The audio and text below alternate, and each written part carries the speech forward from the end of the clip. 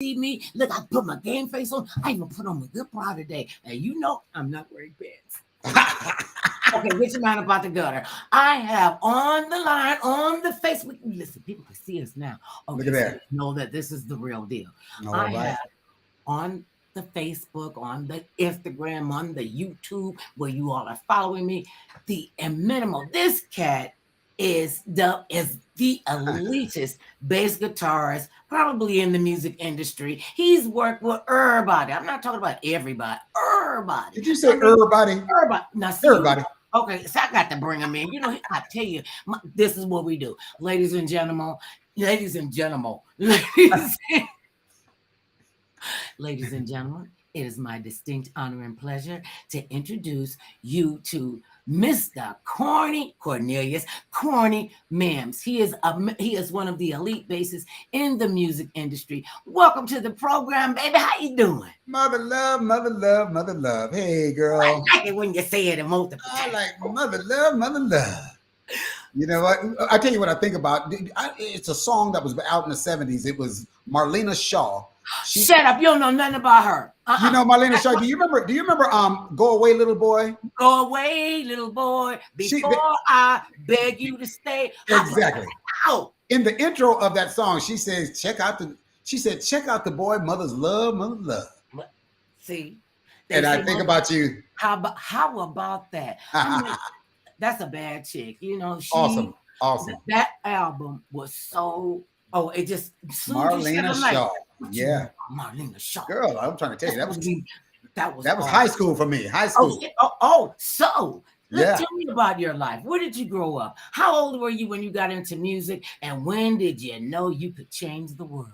Okay. Well, I tell you what, I hail from Los Angeles, California, specifically Gardena, which is considered the South Bay.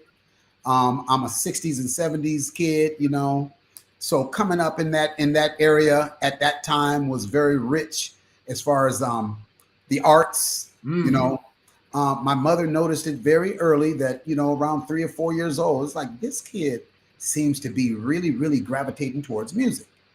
You know, I didn't know what I was doing, but I mean, even as early as that, it was just something that came natural and I loved it.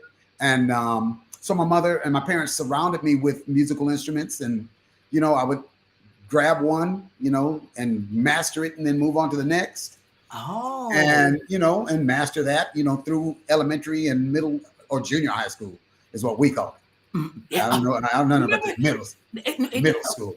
They go from something to 8th grade. Yeah. Oh, that's so wrong to me. So wrong. Something is wrong. Remember, you guys had this out here in the California Unified School District, where they would say, okay, when you get to the 10th grade, you're in the 10A or the 10B, but you was in the 10B before you were in the 10A. And I was like, that's kind of stupid. Yeah. No, we didn't. It wasn't like that here in Los Angeles. But now what was in Los Angeles now, 10th grade was high school, not 9th grade. 10th, 11th, 12th. That was our high school. 7, 8, and 9 was junior high school. Junior high. But, you know, 9th grade was not high school when I was coming up. You know, I mean, this is what they do out here, you know, and I'm just absolutely. And I'm totally old school. I mean, I bring in the new things. I make new friends. I keep the old. One is silver and the other gold. I want to keep learning and going. So your mother always know. My mother knew. Yeah. She's looking at you. Listen, mothers know when we don't make no garbage. Of course. You know, we know when we got, you know, and riffraff children. You know, and if anybody knows, mother knows. Mama knows. She knows. They used to crack me up before people were actually coming out, you know, as gay. Yeah. And when I was 14 years old. Right. One of my friends, and you know, they used to call them just the horrible names, you know. Of course. He was out there in deep third. He taught me how to put my makeup on. He taught me how to put my nails. And he said this to me. He said, okay, I gotta tell you something. I said, what, baby? He said, I like boys. I said, I know. I got that. Oh, yeah. Sure. So he goes, okay, if you know, I'm like, we together almost every day. What is wrong with you? Come on now, yeah. And then he goes, well, can you go with me so I can tell my mama I like boys? I'm like, oh, shut up. Your mama know what you like. Mama know. Yeah. I mean, by this time, she'd probably peeked that out long before then. Long time ago. So You now, are start to you see an it. only child? No, I am not. I have a younger sister who passed also on September 2nd of 2021. And this is another, it brings me again to the reason why I stand with the cause, which is the American Heart Association. My younger sister passed away on September 2nd of 2021 from congestive heart failure as well, heart disease. So, I have a sibling and a child, and this is what brings me to this now current day cause that and this mentality of heart health awareness. And I'm all about it. especially in our community. Our I see it community. a lot, and in our community, Sure. because what I found out about, and Mm-hmm. especially as far as diabetes and heart disease, Sure. they don't take it serious. They No. simply do not take it serious. No, we don't. And listen, if we're not well, we can't help other people get well. So, and we our people take for granted their health all the time. Yeah. And then when you go, oh, they dropped dead, oh, so and so and such and such, and you're going, wait a minute, they're 31 years old. All of that. 34, Sure. You, Yeah, that's what I'm saying. So, I'm talking about, being proactive and preventative. Proactive and preventative is, the lesson and the what God has given me as a result of both my sister and my daughter's passing. It really is about that. My sister, if we had exercised some preventativeness, it could have gone differently. And with my daughter, just, it was, just because you're young does not mean, it doesn't mean that you're not susceptible. You're even more susceptible because you are young, and if it runs in your family, yeah, and you need to, and when I was growing up, I'm a baby boomer, and when we were growing up, people did not talk about money or finances.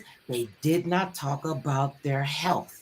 They don't tell you, why Aunt Jean is in a wheelchair and one of her legs is missing, and then Aunt Jean pipe up and go, "Oh, baby, it's just a little sugar." What? This is sugar. Let me get. That's a little sugar. That's a little sugar. And then they say, "Come on over here and get Big Mama a hug." I was like, "Your leg missing out. Come." Oh man, I'm scared. Shoot, that's weird. I don't know about nobody else, but to me, that's weird. You talking about it's just a little sugar, and I sit on your leg, and then what if I come out the chair and I don't have a leg? Where's your leg? What happened to I'm totally distracted. Heart disease. Heart disease. High blood pressure runs in our community. First of all, we know that. Second of all, we know if you got high blood pressure, if you're smoking, if you overweight, obesity, all of these factors get into this when you're ignoring them.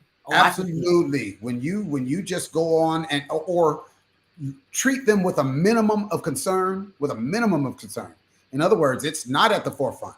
It's not priority, And when it kicks in, when it's, so many times we're already at that irreparable state when we first get wind of the ailment, And so this is what I'm about now, And even myself, I've had to overcome.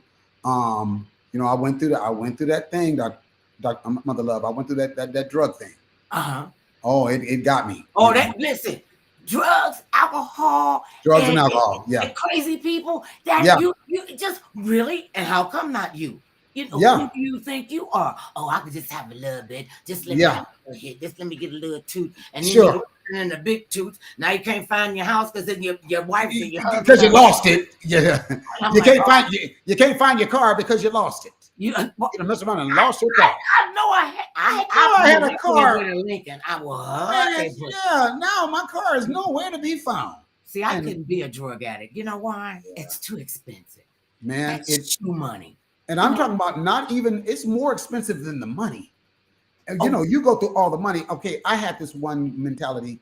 See, I dealt with obesity and self-esteem issues when I was younger, and being in this industry of entertainment, I was a little short, fat, black kid, just fat and portly and dark skinned and all of those things that in my mind said he said unattractive. Black, chocolate, crispy. Okay, we are not black. We are chocolate. We come to hue. Come on here now, see? Oh man, we say you a tall drink of water for a reason. Come on here now. We do. Come on here now. We know what we like. Oh, see, what they say? What they say? The black of the berry. Oh, they've been saying that all my life, and now I believe them. That's it. I finally believe them, The juice. And so you have to come into your own. Right. When did you know that it was like, okay, Corny, I've been doing this, to be in this place with my parents, with my siblings, with my friends, with my music. Okay, but now I'm all over the place. Where was the point for you when you said, okay, I'm going to make a living at this? This is what I'm going to do. You know what? It was pretty early when it, with music. Because as I would say around 1974, which would have made me 13. I was born in 1961. So around 74, 8th grade is when I started, I had went through all the different instruments, trumpet, drums, trombone, piano. I was trying all these different things, but I discovered the bass in the 8th grade at age 13. And I asked my dad if he would, Dad, because I'd always go to my dad every other week or so. Dad, I need this instrument. Dad, I want to play that instrument. I want to try this. And he had bought me all of them. And then they were all up under my bed at a point. You got a whole orchestra. I got a whole orchestra, a whole music store under my bed. So my dad was like, man, look, I'm not fixing to buy you no bass. Go pull one of them other instruments out of it. Go pull your harmonica out. Or your banjo, your ukulele. You got all them things on you. Man, I'm not. Yeah. Go get that and play it. I'm not buying you no bass. And then he finally bought me the bass.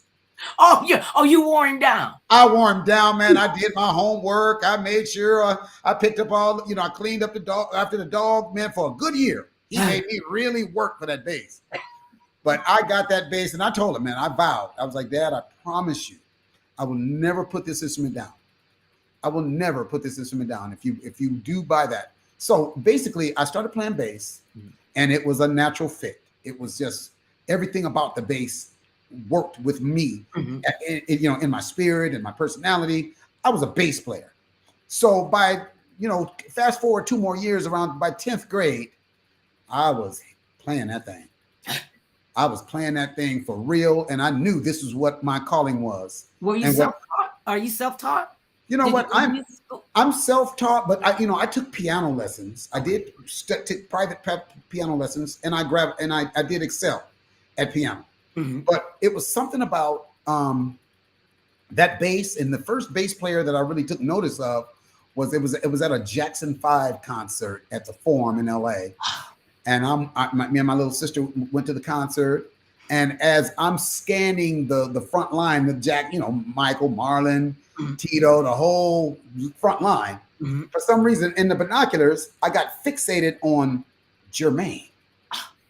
Like, Michael and them, they was all animated and, spinning, and Jermaine was just vibing, man. Jermaine's thing wasn't all, over the top. He wasn't doing pirouettes and backflips like the rest of them. He just jamming. He was just vibey, just so cool. I didn't even know what instrument he was playing, really. So I investigated it after the concert, and they said, yeah, he's playing the bass. That's what I want to do. I want to play the bass. So when you know. And so I jumped on it. And so honestly, I would say by 15 years of age, and what was great about growing up in Gardena in LA in that era, there were a lot of kids. There's a lot of kids from Gardena even to this day. Paul Jackson Jr. is a prolific guitarist. He's like my brother. We've been friends since elementary school. James Reese and Kevin O'Neill. And there's a bunch of us that grew up together that are still, all of us have had amazing careers and are still having amazing careers. And we work together, even 50 years after the fact. Here we are. We're still able to come together, which is a blessing. Music. Well, they say music soothes the savage beast. Oh, it does. Also inspires. I mean, I came up in an era where, a fella could sing and the record come on, that's my jam. That's my jam.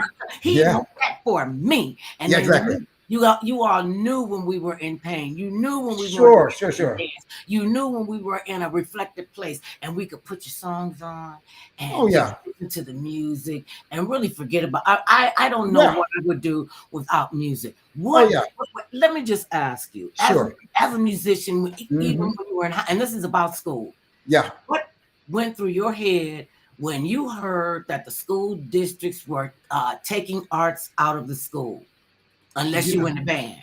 okay, you know what? That happened down the line Mm-hmm. quite some time after we got out of school. Mm-hmm. But now what did happen when I got wind that arts was taken out of the school, because that's what it was about when I was in school. Man, we was in marching band, we was in jazz band. You know, the girls were in drill team. I mean, it was a whole community.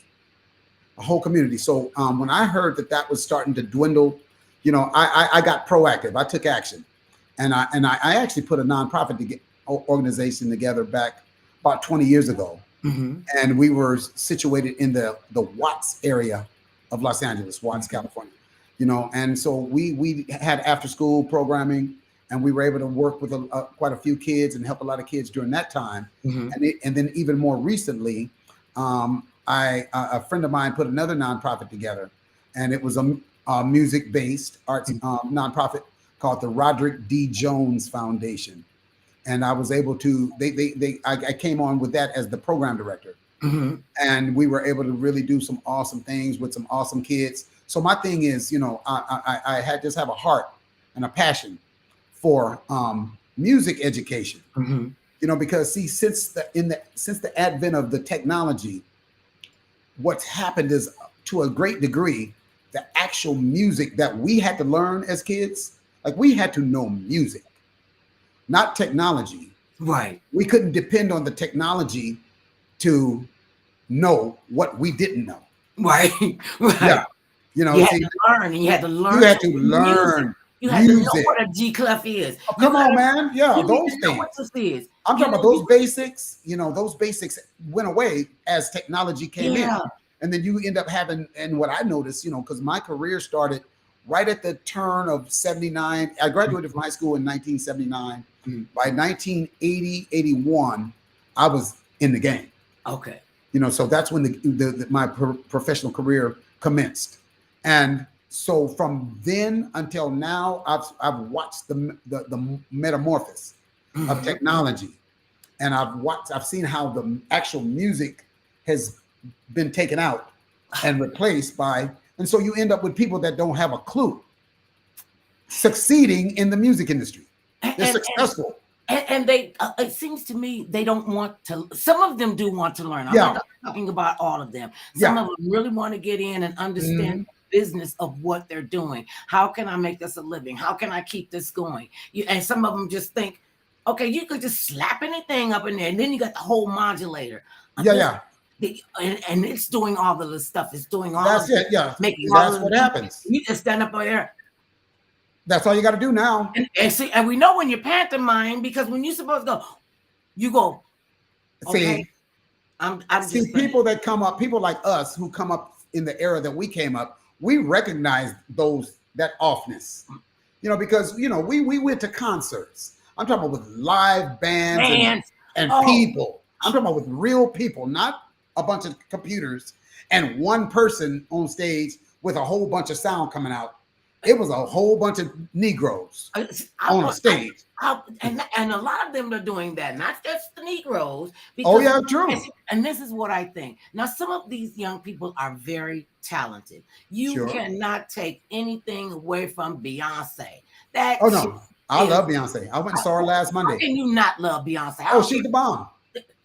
And you know, so, and you don't take that away. Her father was, was right behind them and Destiny's Child to become something that they probably didn't even think that they could do, but Sure. because there was somebody behind them pushing them, letting them know you do have this capability. And Oh that's my what's God. important, when families, when the kids grow. We got 4 grandchildren, and we Yeah. got 2 grandsons and 2 granddaughters. Well, one Okay. of the granddaughters came in. I said, and I'm never asking them ever again what they want for Christmas or their birthday. because they think I chew paper and green ink and drink green ink and go into the bathroom and I'm just rolling out $100 bill. Oh yeah, I want a guitar. She wanted to play bass guitar. Oh, look at there.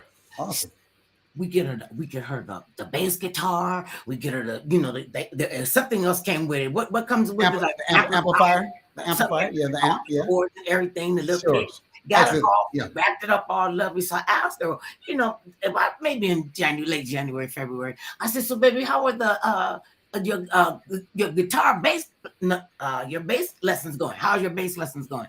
She go, well, she didn't even tell me. Her brother said she don't want to play no guitar anymore. Oh wow. Like, it happens like that. I said, I told her this. I said, if you want to ever get anything out of me, that's a material thing.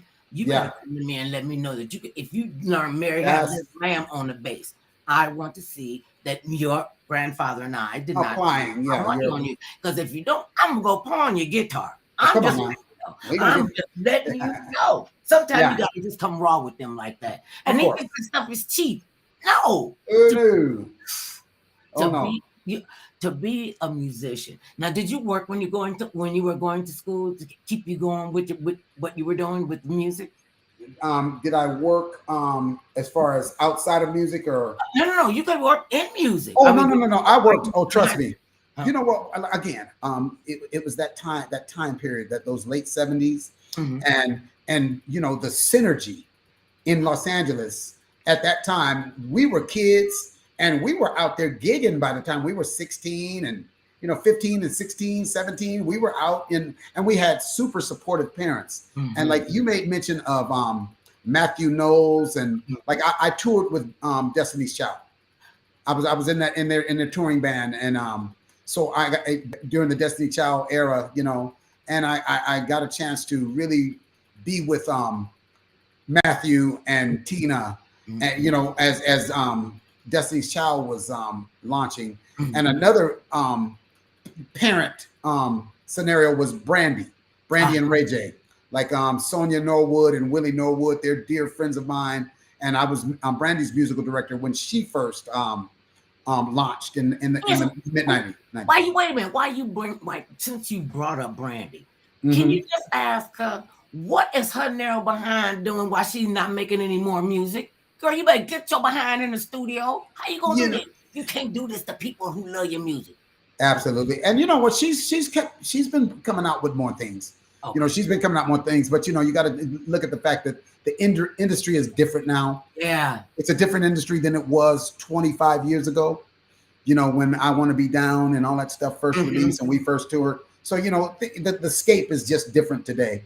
So, she's doing things and she's active and she's still one of the queens of the new age female vocalist to me. But just let her know that. Absolutely. She's still active. But she has a daughter now that she's cultivating. Yeah, parenthood is changing. Oh, yeah. She's got a daughter, so they're on that page. But, so even just like Willie and Sonia and Matthew and Tina did with Beyonce and Brandy, my parents were extremely integral and supportive. And as all the parents in our neighborhoods and in our area were back in them days. So that's something that's extremely important. And I try to be that figure today.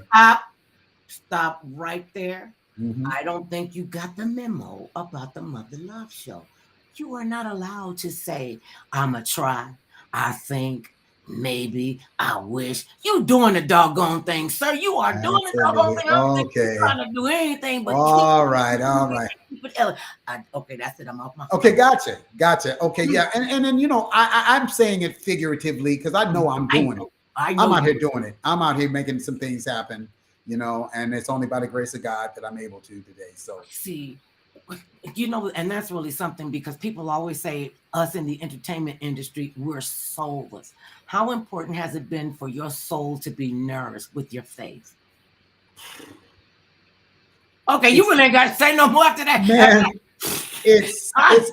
it's so first and foremost. It's so first and foremost, man. I have to look at, especially now and today, as I look back over my life and I look back over all of the episodes of life and the the seasons that my life has been subjected to.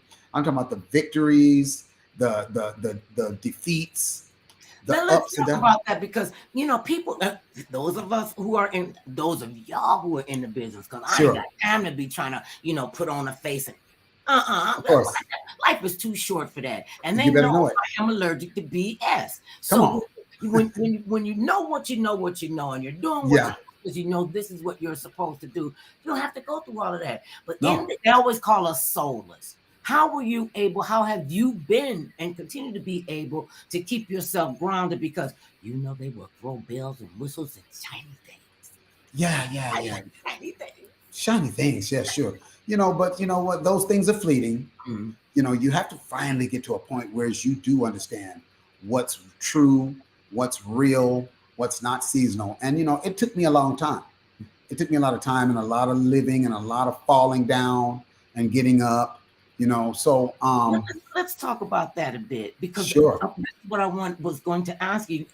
People always think we got everything going on. We Mhm. never fall down. You're Yeah, always don't you come outside, Mr. Corny, come up on stage for a sound check, and you like yeah, uh-uh.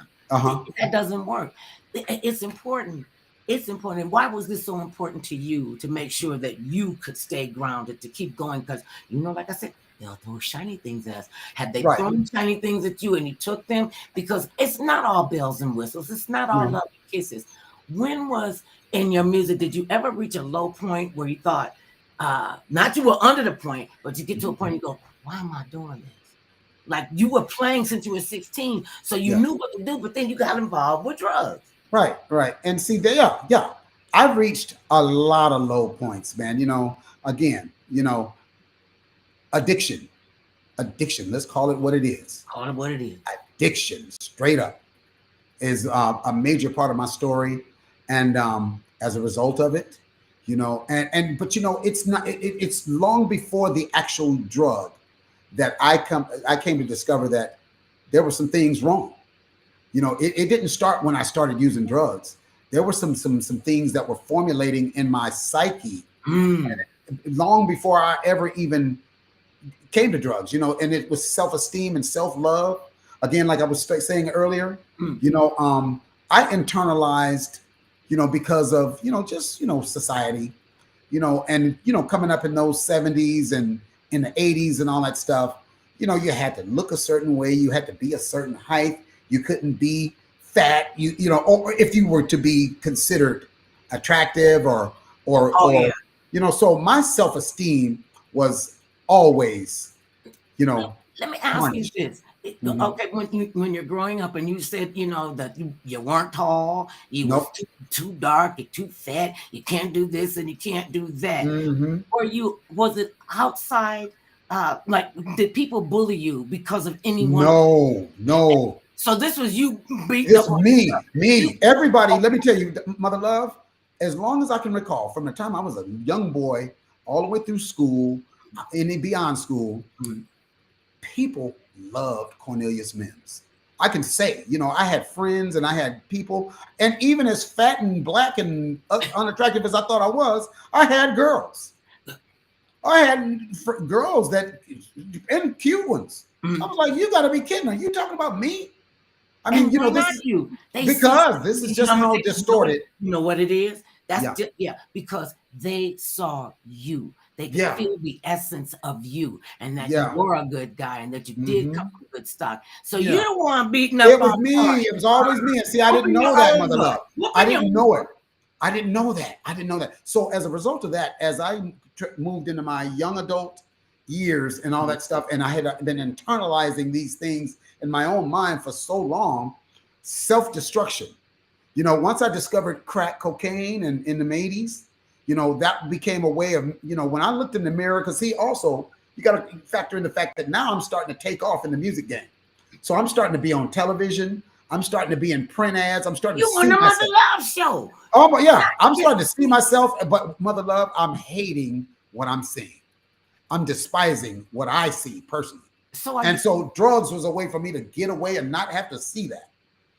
You know, so you just went to sabotaging it yourself was because you self-sabotage did at its not think finest. that you were not worthy. You know, I they say didn't the think it. worst Yeah, I lies didn't you see can it. tell, the worst lies you can tell Yeah. are the lies you tell yourself. And you Yourself. just kept lying to I yourself. kept lying and kept believing my own lies, you know, You know, and see, self-sabotage, you know, and all that. when did the light bulb go on when you go, man, wait, hold up. Hold Okay. up. I mean, Okay. why had you, blocked yourself off like that? When did you start to see the importance of The you, real, yeah. I what tell you you what, bring to the table in life? I started diving in. I got introduced to recovery, Mm-hmm. you know, the actual recovery arena, Narcotics Anonymous. And Mm-hmm. and that was like at the end of the 90s. Thank you, my brother Ron Simmons, you know, Ron Simmons and some people here in LA that introduced me to the recovery mindset and that arena. And so it was over a period of time, and I didn't immediately get it. So I had some relapsing and some, you know, and some transference, you know, Mm-hmm. whereas, okay, I put the crack pipe down, but then I transferred my addiction to alcohol. So One bad habit to for one another. to yeah. So I traded And wait a addiction. minute, did you think in your head, well, I'm not smoking crack? Oh yeah, I thought I could. I never ever believed that alcohol would do to What it me what and it did what it did, and more than what crack did. I was way more to the curb on alcohol than I was on crack. So anyway, but what happened was, you know, I started diving in recovery, kind of started posing questions, and I started seeing other people in recovery that were so transparent and Mhm. so real and putting themselves and their story out there, not sugarcoating it, not lying to kick it, nothing. I mean, being honest and real and vulnerable, you know, in an effort to free themselves. And so when I started doing that for myself, it caused me to go back into my journey, into my life. And then I started thinking about, man, back in the second grade, when I started eating, my mother started giving me 2 sandwiches for lunch instead of one. And I was scarfing them things down. And next thing you know, I'm getting, you know, I'm gaining weight, you know, and I'm becoming, you know, all of this, you know, and I'm starting to see myself not like, you know, not in an unhealthy way. So I, you know, so I had to, so it was through I would say around 2011 Mhm. was when I kind of started coming into the, okay, and then also I got to say this, obesity. By the time I got into my 30s, it was official. I was obese. I mean, obese. My weight, at my highest weight was 302 pounds. Wait a minute, hold up. Yes. 300, you don't have enough body for 302. No, come on, mother love. Man, you know? I'm talking about 5'6", Oh yeah, 302. oh yeah, oh yeah. Oh, I mean, come when you hear the on. word, and when you hear the word obese, Yeah. what goes through your head? Because I remember the doctor telling me at one time, mother love, you morbidly obese. I'm like, I'm Yeah. not obese, and how can I be morbidly? No, I'm Yeah. not obese. I You got know, to tell you. did it hit you when you go, oh, Oh, I got a funny story. I got a comedy story when it comes to that. okay. I had been trying to lose weight, all the conventional, you know, but my discipline was toe up. I didn't have the discipline to stop eating late and exercise. I didn't have none of that. So of course my weight. So as I'm going to the doctor, finally the lady tells me, well, Mr. Mims, you know, you are obese. And you know what my reaction to that was like, can I use just a small amount of profanity? You a grown ass man. Oh, come on, see, I was like, bitch. You, I know. See, I was like, what? You just gonna call me obese to my face? You ain't gonna even sugarcoat it? You just gonna just call me obese? Oh, bitch, really? I'm like, I'm insulted, really. So you just gonna just straight out, you ain't gonna even, you know, well, Mr. Mims, you are obese. I'm like, bitch, I can't believe you just said that to me. you said a lot. See, Yeah, and then when you get about and you leave the office, you're going, yeah. well, maybe I am obese. She doesn't know. Well, you know what? 302, 5'6". Yeah, I mean, I knew it. That's a lot of weight. Yeah, but That's no, a lot of weight on your that's knees, on way too. your And fingers, keep in mind, on your back. I gotta stand up on stage for an hour and a half plus and support all that Oh, excess they weight. give you a little stool. Man, at one point you see me laying down. I'd be on stage on my back, like y'all. I'm gonna keep playing, but I'm laying. I'm right I got to just. I need a minute. I just need a minute. Don't y'all keep going, keep going. I'm just laying down right here because I ain't gonna miss a beat. I ain't gonna miss a beat. But man, shit, I can't stand up. You know, man, I've been up for 45 minutes. And now it's so funny, man. When you take 130 pounds off, 130. Oh, this is. You know, if you didn't tell us the story, nobody would have known. Oh so man, are you at your goal weight? Because I know what that's like. Because in our community, we didn't. Well, we didn't have a problem with being big. They used to call us Rubenesque. You know, I'm not that. I'm fluffy. Oh, come on now. No. There's a difference. I'm Zoftic. I'm pleasingly plump.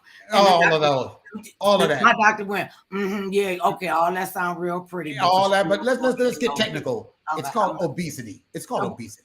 That's what it is. Let's just call the song exactly what it is. Yeah. And I know what that's like. I have lost 111 pounds. Come on now. 18 years ago. And I all off except for the 6 pounds.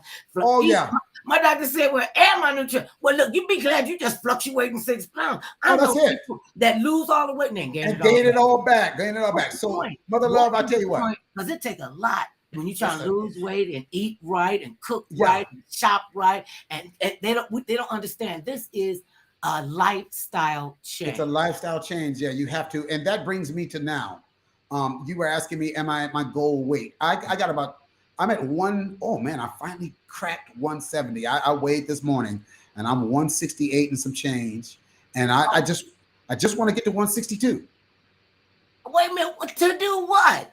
I mean, what, you just gonna be like we gonna come on? No, you're not. No, you're not. Because I'm gonna pump up. I'm gonna get yoked. I'm gonna put some strength. I'm gonna do some strength training. Once I get down to 162, I don't want to get down no lower. And then I want to work and build up my strength. But see, keep in mind, Mother Love, I'm 62 years old, and baby, I feel better than I did at 32 right now. Listen, I feel so much better. Listen, and we're not old.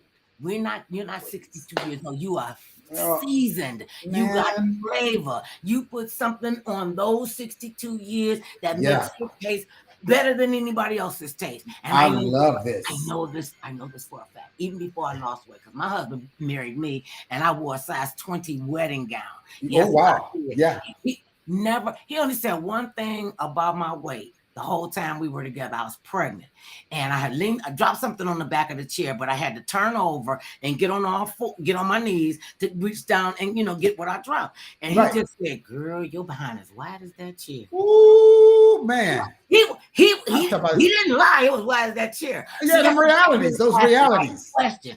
I said, I asked him one day. I said, "Honey, do I look fat in this dress?" He said, "Well, baby, you're fat in all your dresses." Not just this dress.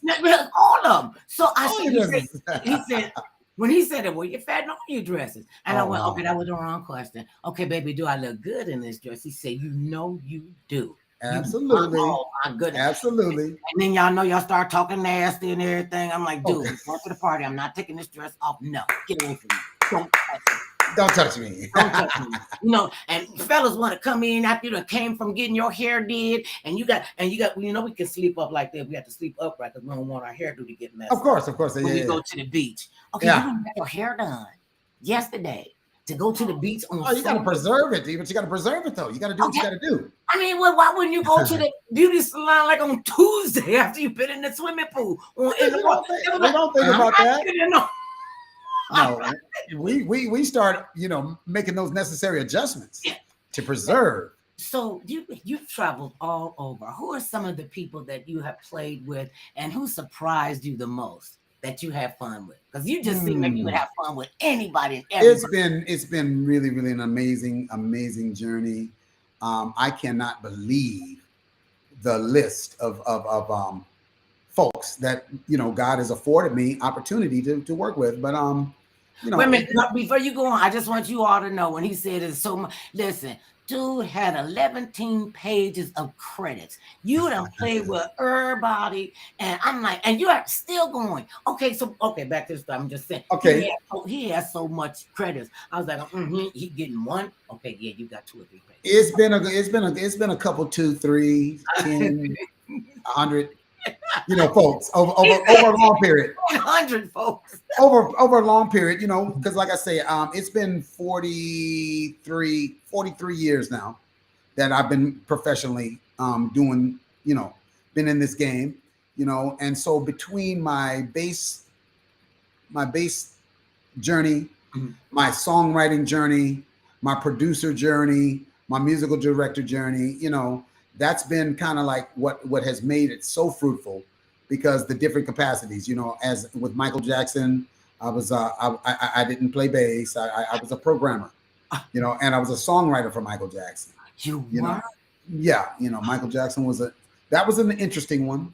Oh, to say the least. That was an interesting one. I have to say that when I got that call, he could be very. It was an interesting brother, man, and I loved him. I loved him. I do too. Oh my goodness, I had yeah. And it was an honor for me to meet with him. Sure. Matter of fact, he sent for me to come to New York first class, put me up in a fancy hotel. You know, we don't. When I had this manager, and she said, "Oh no, Mother Love, we're going to teach you how to never let your feet hit the ground." And I'm like, I don't know what they gonna do with that, but she picked my big behind up. Something gonna snap on her. I don't know. I had to learn the lingo. So you know we fly in, we get, you know, with the, you know, they got the sign up with my name on and everything. And I'm pretty cool, you know, with people. I understand. Of course. So we get in the limo. When you're like that, nobody even sees you coming to the building. Right. So I don't know, we went up some kind of elevator and around the hall and did a roundabout. I would have got lost trying to get back downstairs. So when we're there, it's my son, myself, Johnny Cochran, whom I love. Okay. Oh, rest in peace, Johnny. So, yeah. You know, I've got Michael Jackson on this arm, and I got Johnny Cochran on this arm. Oh my God. I love that. I love that. Our son just stopped, and all of us stopped. And he said, Mama, we're walking down the hallway with Michael Jackson. Ooh, that's so crazy. Michael Jackson said, oh, we're walking down the hallway with Mother Love. Yeah. Buy me for a feather. Buy me for a feather. Sure. He had an event at Carnegie Hall where he was speaking. He brought this panel together, and I didn't find this out till a long time later. I bought me a new outfit and everything. I'm like, this gonna be my Jackson outfit. I ain't gonna never wear it again. So he said when he got up to the podium, I heard him tell the photographer, make sure Mother Love is in my shot, and you can see a clear shot of it right over his shoulder. You see Mother Love sitting. I love it. Yeah. I mean, he was so kind and so very, very, you know, he's I like saw like a child. Very cool guy. He was. Oh yeah, so very much a childlike. He did have a childlike mentality. And, and this is how I know this. I was sitting down, you know, wait, because the press were all out there. It was like a freaking zoo. And I was like, I can't imagine this is what this cat had to go through. You know, most of the days of his life, you know, people falling all over him. So it was just he, I, and my son. We're sitting on this long row of these white chairs. He came and sat right next to me, and he went to lay his head on my lap. Okay.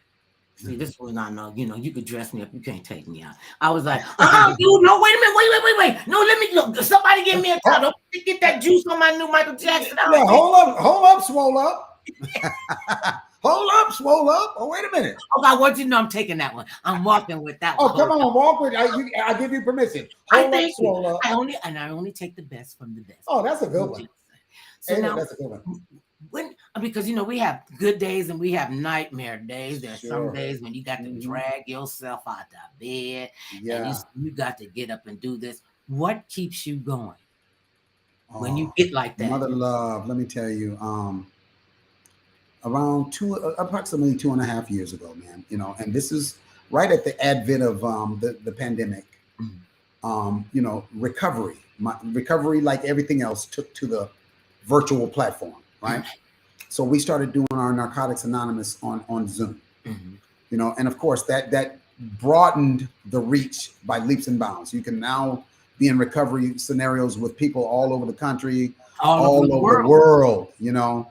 And in that setting, I heard a brother. This brother's name is Carlos Wilson, and we affectionately refer to him as Los the Addict, right?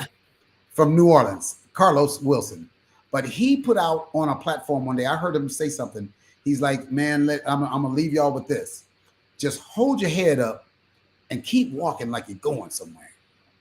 He said those words, and I don't remember the exact day, but it was in 2020. But in those, that resonated with me. The whole mentality of walking like you're going somewhere, and so I was so affected by it. It caused me to write a song. You know, so I put this song together called "Keep Walking Like You're Going Somewhere." Do you have it? Can we hear it? Oh, I sent it in. I don't know. Oh, I don't know. No, I don't know about the technology. I don't know how to do that. Okay, yeah, I sent in. You'd have been in New Zealand. And there is a video that I was able to put together. And what happened was once I released that video, the whole concept of keep walking like you're going somewhere just spread like wildfire, and it has become somewhat of an anthem for in the recovery community. But now I'm also a walker. I walk physically. That's my my mode of exercise. I get out and I walk, and I get it. So this is what kind of morphed the whole concept into a health and wellness scenario, and walking like you're going somewhere literally, and all of the benefit, the therapies and the benefits associated with walking for heart health reasons and for spiritual reasons. And there's just so many different therapies associated with walking until and then it was my boy, dear friend, and he got down with me on this, and this is rapper Curtis Blow. You know Curtis Blow. Curtis Blow is my boy. Oh, I can tell him I love him. I sure will, and you'll see him. Once. You'll be seeing him soon, because he's down with me. Come on the show with me. I surely will. We should do I wish I had talked to him about this, but anyway, he was the one who encouraged me. He was, because he had a heart transplant in 2020, and he was like, "Man, I did not know that." Yes, he's a heart transplant recipient. He told me that one of the mandated therapies for our rehabilitation is we must walk. You must walk as heart transplant. In order to for physical therapy reasons, we have to walk a lot. And he's like, man, and so you have less rejection of that. Absolutely. So that's what gave me the idea, and I'm a walker. So, and I know the benefits and the therapies associated with walking, because I'm living proof of it. It helped me get this weight off. It helped me, like I say, I'm 100% better in all areas because I walk. So, now to keep walking like it. So in order to answer your question, what keeps me going and motivated? And then when I lost my daughter, my sister, and my father all in a 3-month period. Oh. You just don't know what to do. It was amazing. Punish us? What did I do and to deserve this? Yeah, this. Something, and we always want to say, why didn't they talk to me? Why didn't they tell me? People. There's no way to prepare for this. No way to prepare. But you know what? God was preparing me long before this, because again, I had put that song out, "Keep Walking Like You're Going Somewhere," and in life. That's exactly what we have to do. Like, that was adversity for me. That was like, with my addiction scenario, that would have been a reason to say, I'm doing F it. I'm getting ready to go get me some. I'm getting ready to go get me some alcohol, and then I'm gonna find me some crack, and I'm just gonna, Calgon take me away. Okay. But I didn't do that. I did not do that, man. And I'm so grateful, and because God was preparing me for that time. And then the keep walking like you're going somewhere mentality was kind of what I had to really put in play. Right. It's like, Corny, you got to keep walking like you're going somewhere right now, because also in the loss of my daughter, I now inherited my granddaughter. I'm raising my 17-year-old. She'll be walking in the door any second now. Okay. And she'll be walking in from school. But that's what, I have to keep my thing together. I can't self-destruct right now, because it's never been more imperative that I keep that I have to keep it. You cannot, and you will not. I will not. Because you seem like a brother that got all his armor on. And I'm going to keep walking like I'm going somewhere, mother love. I love that. I love that. I'm, that's what I keep doing. That's what you're doing. Like I know. Like, Yeah, I know that's what you're doing. I see you. I know God didn't bring me this far to bring me this far. And I was like, okay, well, maybe I can, just stop doing this. Cool. I got enough seasoning flavors on me. And maybe I don't need it. God said, now, I know you heard this. You want to hear God laugh? Tell me your plan. Tell me your plan, So I was like, okay, well, I did all the stuff you told me to do. And God said, yeah, you did. Now you got to do some more else stuff. You got some more things to do. I got just order my steps.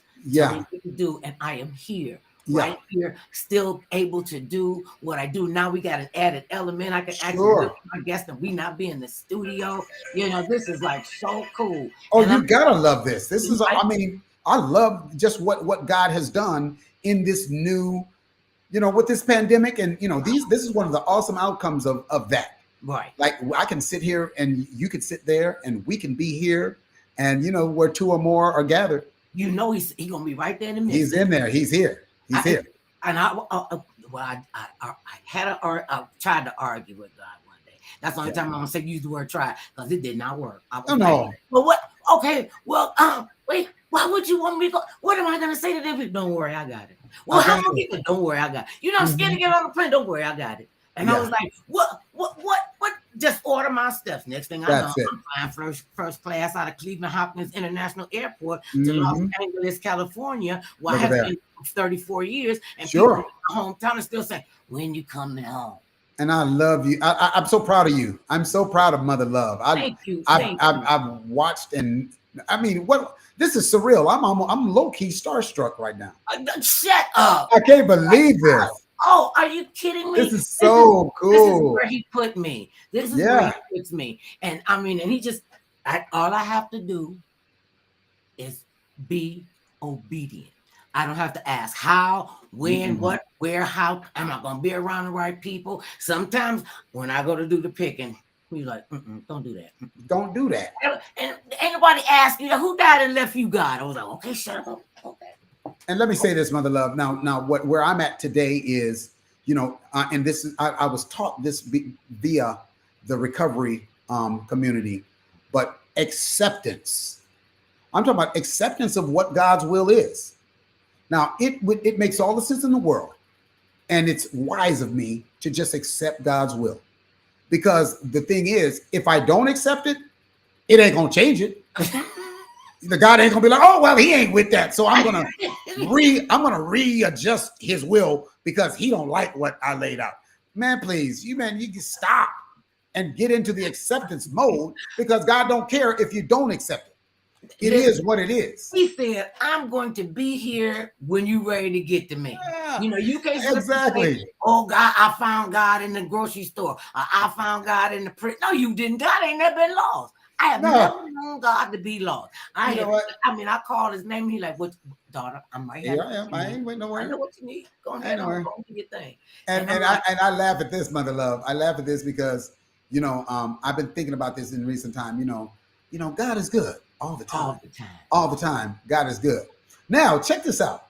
Yes, God is good. And, God is he's good because God didn't just get to be God like yesterday. God been God a good long while, right?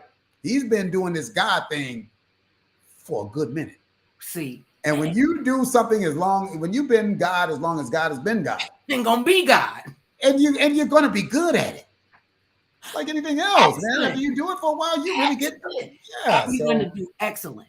And it makes sense. And they'll say, oh, well, I had this vision, but it was like all out there. It looked too big. And I just said, oh, I don't want to do that. That's going to take too much. We will talk, especially women and Black people. Sure. We will talk ourselves out of success. Mm-hmm. We talk ourselves out of good health. We talk ourselves out of good faith. Why I got to go to church? All the preacher want to do is give me his money, me give him my money. I'm not going to church. He didn't tell you to go to church, but he said tithe to good. community. I'm asking for a 10th. And what you, God is so awesome. God is God, and ain't nobody God but God. God said, I'm gonna make this real simple for y'all, you humans, because first of all, when he made Adam, he said, "Oh Lord, he gonna need some help. Going back to sleep, Adam." And then he get us. And then of course everything is blamed on women because Eve bit the apple, and all of this wasn't ever happened. Okay, here we are now, and he is always in the miracle making business. See, to me, when it looks too big, because it is too big, and you need supernatural attendance to your issue, if it ain't supernatural, God ain't got that for you. He wants you to have supernatural faith. I ain't nowhere in the world you could have told me some chick from the projects, some fat black loudmouth chick from the projects, always instigating stuff, gonna get home to California first class. Listen to my generations and my family. Absolutely. First class on it. Sure. Oh my God. And to be, I don't know if you know, I was brought to California to be on talk radio. Okay. Who puts a black chick on talk radio? Amazing. Yeah. Talk radio. I'm on a white radio station. Oh yeah. And 2 hours a night, 5 days a week. Yeah. And then I was only on the radio for a week. He gave me a 12 contract. I said, I ain't even cuss on the radio. I've been mindful about my, how I get hyped up and, cuss words just kind of come out. Sure. He said, oh, no, that's not it. We're turning up your 2-year contract because we're going to give you a 4-year contract. Look at that. You got. Oh, yeah. So that was supernatural. What you're doing, what you have been able to do, what you continue to do, the passion that he keeps in your spirit keeps you going. Now, because you travel all over, and that can be, that sometimes that could just get on your nerve, and you can't wait to be off the road so you can sit on your own toilet, be in your own bed. If you get your stuff. How do you? Because I want to ask you this now. As a musician traveling with a band, now, do you always come in a group? Is it always the same group? Do you play with different bands? I've always been for hire. So so you're independent. You're independent. Yeah. I kind of bounce. Like even current day, I'm working with a couple of smooth jazz acts right now. A brother named Huge Groove. Love Huge Groove. Huge Groove. We just released a new album on him. I also work with an act called Jazz Funk Soul, which is a threesome of Paul Jackson Jr., Jeff Lorber, and Everett Harp. So you just named one of my favorite jazz musicians. Oh, they're the greatest. And then I have my own band. Especially people our age, the baby boomers. Oh yeah. Those of us who, this is me. I'm too old to be in a nightclub. They They jumping up and down. They getting on my nerve. They smelling like all kind of stuff. I don't know what they be doing. I'm like, that's not us. That's when you know this is no longer your ilk. Not our scene. But I do want to be able to go, to a nice concert where nice. Yeah, the festivals are nice. The jazz festivals. Oh yeah, those are nice. We and we're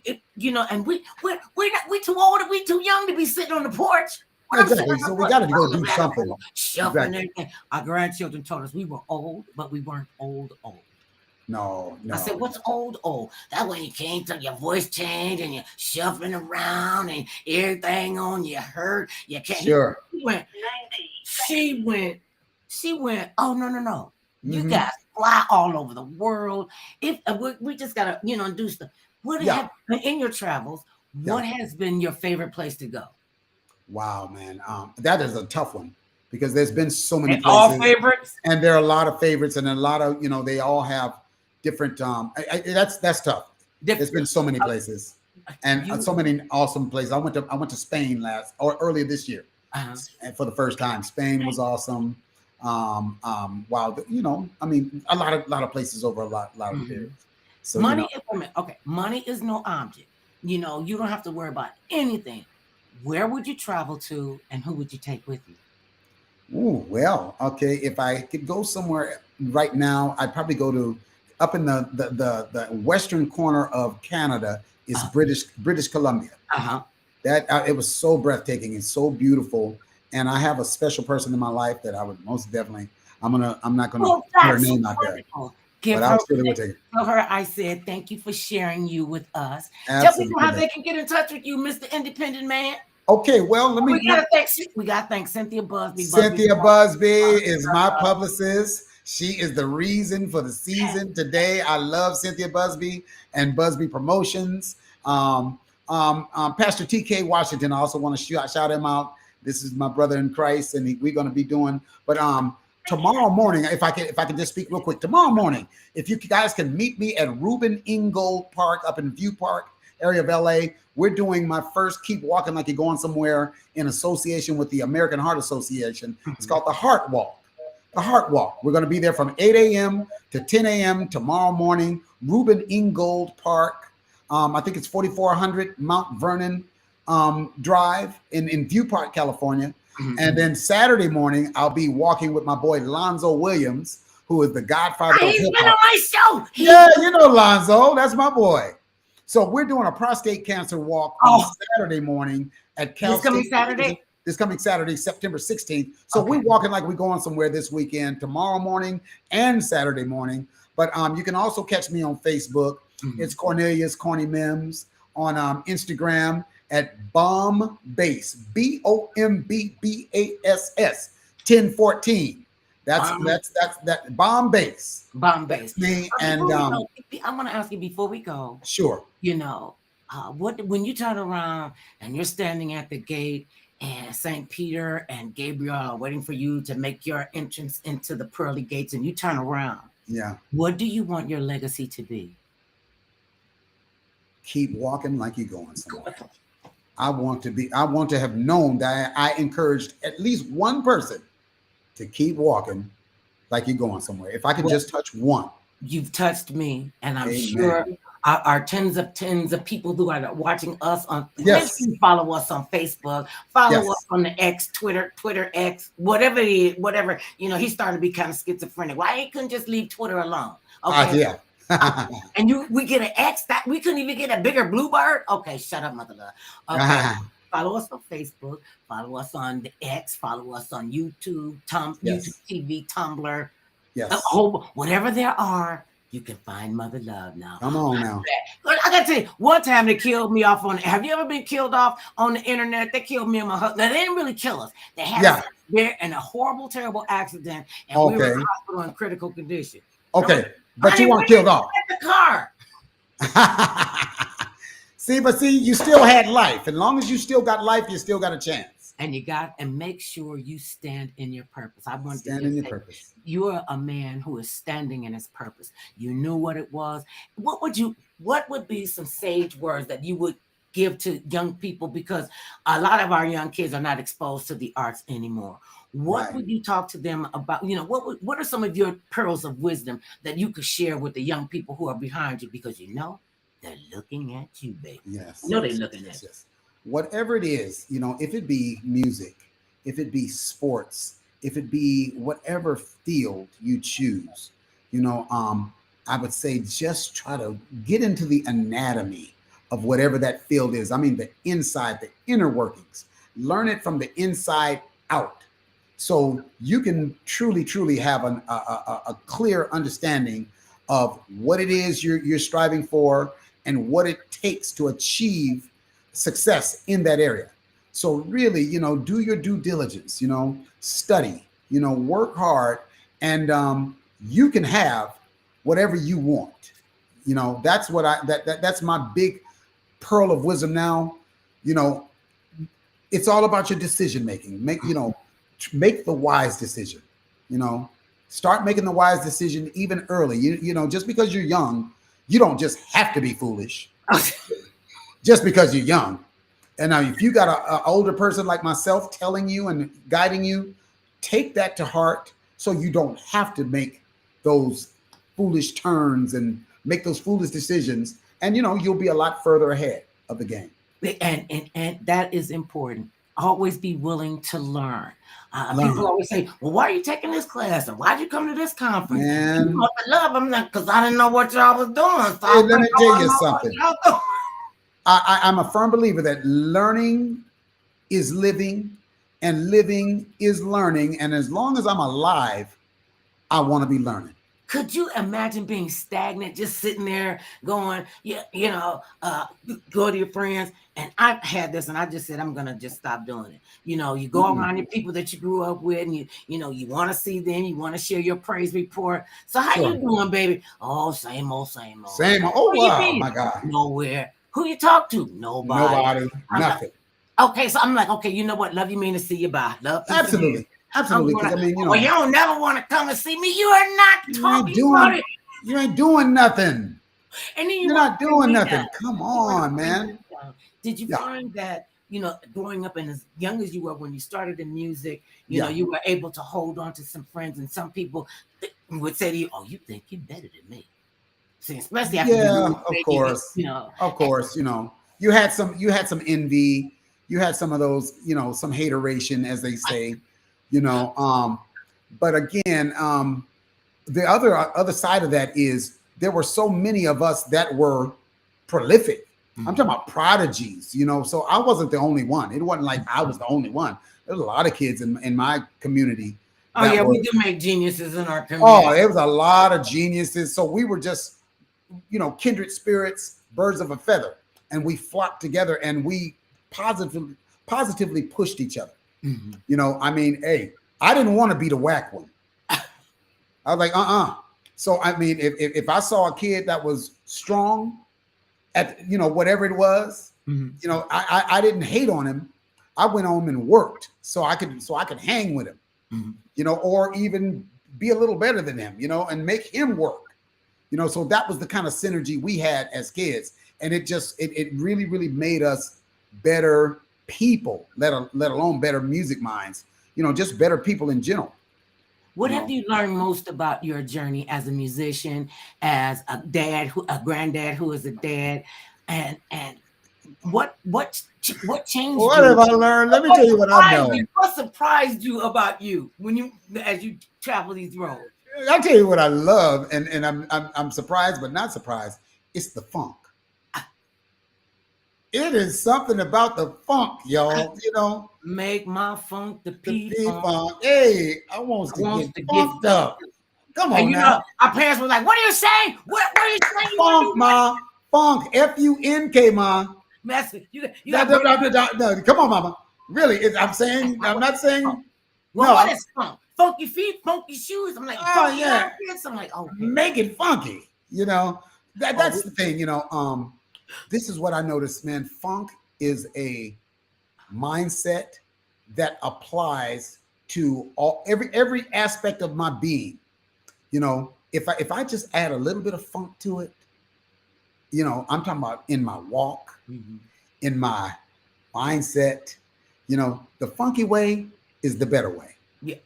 If you can put a little thing on it, a little bit of a thing, a little bit of a swag. And people, when they say, well, what does funk mean? Well, we know that you don't know, because anybody who know what funk is would not go and ask. A lot of times you don't have to ask. You don't have to ask who. You don't. You don't have to ask if you know it, if you understand it. It just is what it is. So I mean, it has been like we were some funky kids. I look back in retrospect now at music and the stuff that I gravitated towards as an 8-year-old. I was listening to them Temptations, and I was, and the Temptations were funky. I mean, the Four Tops, that stuff, man, all that stuff, and then moving into the 70s and the Curtis Mayfield and the makings of you. Oh man, and I'm talking about the Superfly and the Freddie's Dead. Oh, what Freddie? I'm talking about the Isaac Hayes and all the mandrill, and that was the stuff we. And this was music. Isaac Hayes, he conducted an orchestra. He played music. So these were the things we could sing. Well, I can't sing. I can carry a tune in a push. But yeah, I bet you can. I can no. When I first came out here, everybody wanted to be like all over Mother Love because I had a big contract, so I must be somebody. So they got me a manager, and he says, "Well, we're gonna expand the Mother Love brand." I'm like, "Yeah, let's expand the brand." Okay, come on, yeah. But it decided to get me singing lessons. Oh, look at that! I took 2 of them. Just 2. I said, I'm not gonna give up. I'm gonna be a trooper. I'm gonna take this. Second time, I went to the singing lesson, and I went to whoa. He said, "You know what, baby? Stop. Don't waste your money. Just stop." cut it down.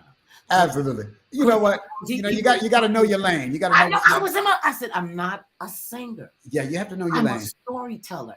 There you go. I get up on stage in front of people and I start singing. They're gonna start throwing food, and then y'all gonna be mad because I rolled out my grocery cart. I was like, we ain't gotta go to the grocery store. They done threw tomatoes and carrots. Oh yeah, y'all throw me a head of cabbage, or I need some lettuce and a pound of ground turkey. And I'll go home and make me a salad. Oh, the bread. Don't forget a loaf of bread. That's yeah. You can aim Sure. Yeah. I got you. I just stay in your Absolutely. lane. There's nothing wrong with staying. Yeah, you know. You get in trouble when you out of your lane. You want to be in somebody else's lane, in your lane. Right. Like a lane that is not my lane. And get a load of this. This fascinates me. Like I can't dance to save my life. I got 3 left feet. I ain't got no rhythm. I'm toe up. I'm funky. This is a bass player, y'all. I'm so funky. I'm so funky. But now when you watch me moving, you'll be like, what are you listening to? Because they're not. Because they don't go together. It's like what you're playing and the way you're moving, it ain't matching. They're not synced up. They don't sync. It ain't in sync, man. It's like I never could dance. Like I can't do a basic 2-step. You sound like my husband. I'm toe up. And my mother were the worst 2 dancers ever. My mother had one, and she encouraged us to learn how to dance. She'd have her friends come over on Saturday morning. I wished I could dance. That's something I wish I could do. $5, and we'd be in there hand dancing and carrying on. My mother would get up and the musical move. She would give this as her one move. Oh yeah. I'm like, Mom, can you get on the beat? It's like 1, 2. And even that's not on the beat. It's when we're slow dancing, my husband and I said, well, baby, you just stand here and you just stand. Just stand. Let's stand there and just follow me. I'll make it look good. And exactly.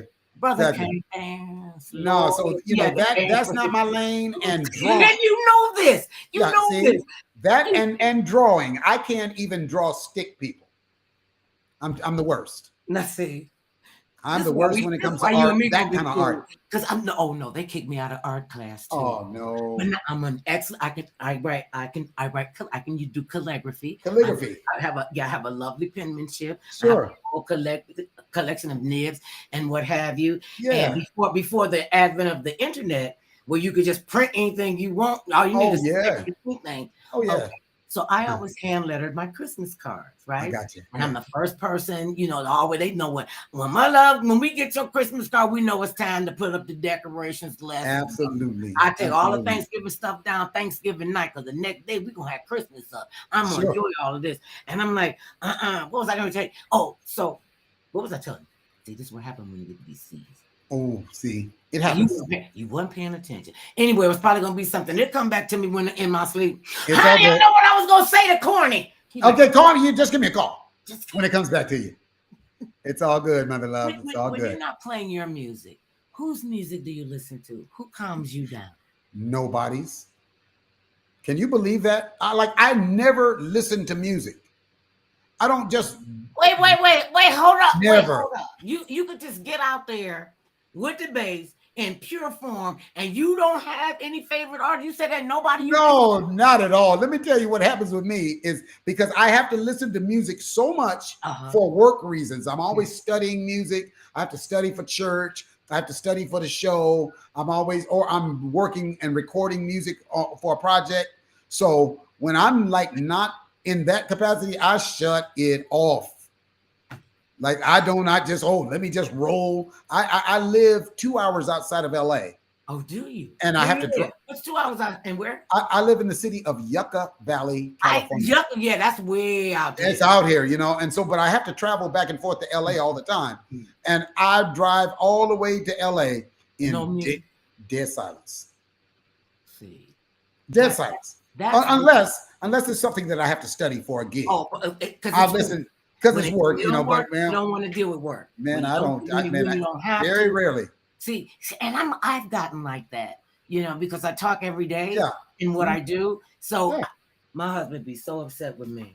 He been trying to buy me a new phone for 100 years. I don't need a new phone. It ring and I'm like, why didn't you answer your phone? I didn't know it was on. You have to turn the phone on. Turn the phone on. See, you have to talk. That makes you have to talk. I used to you be a might not telephone want operator, and after coming home from work, didn't want to talk to anybody. Don't call me. I I got can you. ignore a telephone. So that's what I'm Seriously. saying. Same thing. Same thing. When you said that, I completely There, got that's what it is. So yeah, I mean, a lot of times in my mind is I'm thinking about stuff. it. You know, I'm always See, game planning. are you able to calm your mind down because you do study and you don't calm No, down? Do you sleep? man, it is broken because I got a million ideas and a million concepts and a million, and I can't shut them off. Do you have a tablet that you put your stuff in? This is my modus operandi, and it's terrible. I tell paper and I write notes. Really? I got them in the bathroom. I got them in the kitchen. No, see, I've discovered this thing right here, my notepad and my phone. See, man, I sit here and type ideas and type. See, this to me, this is terrible. This, you know what they call this? You know what they call this? And the computer, and everybody's online, and you're talking to your friend on the computer, and they sitting right there. Why can't you put the phone down and talk to them? I can't do it. You know what I call? You know what I call it? EC. You know what that stands for? Electronic crack. People act like they be famous. Oh Lord, I don't have enough lights. I don't have enough. I'm guilty because I mean this notepad and my little voice memo recorder and all that stuff, man. And what if you lose? And then you gotta have backup. Gotta have backup. Gotta have backup. But man, what they call it? What they call it with the cloud. No, when you take your information off the computer and you put it on a you back it up on a drive. What's it called? You back it up. Your hard drive. You back it up on a hard drive. Oh, sure. You know, that's you know, but I've totally bought into that, all of that now. So, you know, but then again, I'm, you know, way behind in a lot of areas technology wise too. That's why I like to keep learning. Moving too fast. It's moving too quick. You know, I've got my little thing that I can do, but then they're leaps and bounds ahead of where I am. So I got to play catch up even with the technology that I know. I'm still behind. So every day I'm learning some kind of new app, something new program, and I keep telling my team, I don't need to know this information. When I was on the set, I wanted to know what everybody did. It's too many everybody's that can do too many things. That's the lane. Savvy. I'm like, it's like my car. When I did have a car, I haven't had a car in my name for 23 years. Wow. Why do I need a car? My husband drive me every place. He kind of persnickety. Okay, well, one time I got a death threat. Well, I told him I got a bunch of death threats because you haven't done anything in this business if you hadn't been killed off or you have death threats or people trying to threaten you. I'll come over there and blow up your house. I'm like, come on, Cletus, come on. Absolutely. I still got the hood in me. I will cut you long, short, deep, wide, and often. So come here and play with me. Yeah. You know, Shaniqua, she'll come. Sure, absolutely. Yes, we all got a Shaniqua in us. You know, and you have to be on point in this business. The people on the business who are running it want to tear you down so they can keep it moving. According to them, they don't like independent people. How dare you, Mr. Mims, be what is it? Well, you're an independent musician. No, we need to be able to hold you down and tell you where you can go, who you can play with. I'm like, can't do that. You can't do that, you know. And see, I'm glad that I know that, you know. See, I and God is so good He gives us all free will. You know, I can do whatever I so decide and choose because God allows me the free will to do so. And so now I'm just glad that today, the free will that I exercise is of a quality decision, you know, today. You know, and that brings me back to, you know, it always comes back to keep walking like you're going somewhere, you know, walking like you're going somewhere. You know, and like right now, and now that I'm doing this American Heart Association alignment, you know, I have a fundraiser. I'm trying to raise funds. Like by tomorrow, I'm trying to raise $1,500 to donate to the American Heart Association, you know, in light of my heart walk that I'm doing tomorrow. So for all my people that are listening and that are on Facebook and connected to me, if you go to my Keep Walking Like You're Going Somewhere heart walk fundraiser, you know, and if God so compels you to donate, there is a donation link on my Facebook page, you know, for my American Heart Association campaign. and it would be so greatly appreciated. I tell you, you know, I've already received some donations, but I'm a little shy of my goal. Where do they